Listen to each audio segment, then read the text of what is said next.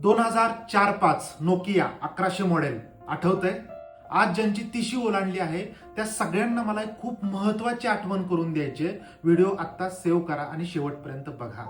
मगाशीच एक जुना मित्र भेटला, म्हणाला यार उदास वाटतंय, भकास वाटतंय, सगळं आहे पण मजा कशातच नाही. मित्र हो, हा मोबाईल पहिल्यांदा हातात आला तेव्हा किती अप्रूप वाटायचं ना आपल्याला.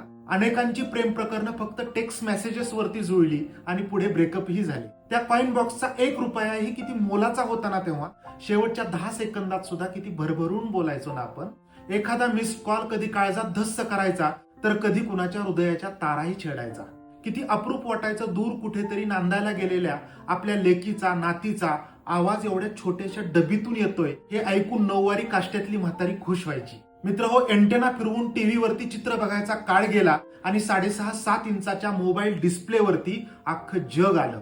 आज अख्ख्या जगातल्या गोष्टी कळतायत फक्त एका क्लिकवर, पण मनातल्या गोष्टींचं काय, त्या कुणाशी बोलायच्या? मला ऐकणाऱ्या बऱ्याच जणांना आठवत असेल तुम्ही सायकल नक्की कशी शिकलात. ॲटलास किंवा हिरोच्या 22-24 इंची सायकलचा पहिल्यांदा अर्धा पॅडल, मग पूर्ण, मग नळीवरून, मग सीटवरून ती 100 वेळा पडत धडपडत सायकल शिकायची मजा वेगळी होती.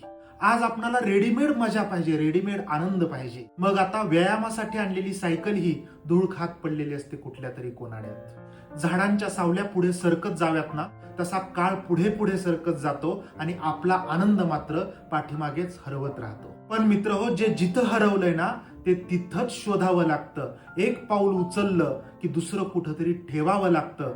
हा जगाचा साधा नियम आहे. त्यासाठी पाय जमिनीपासून, मातीपासून लांब गेले की आपण आनंदाला मुकतो आणि दोन्ही पाय जमिनीवरती असले की मनात आनंद अंकुरल्याशिवाय राहत नाही. या सगळ्यावरती तुम्हाला काय वाटतं प्लीज मला कमेंट करून कळवा आणि हा विषय आवडला असेल तर शेअर करायला विसरू नका.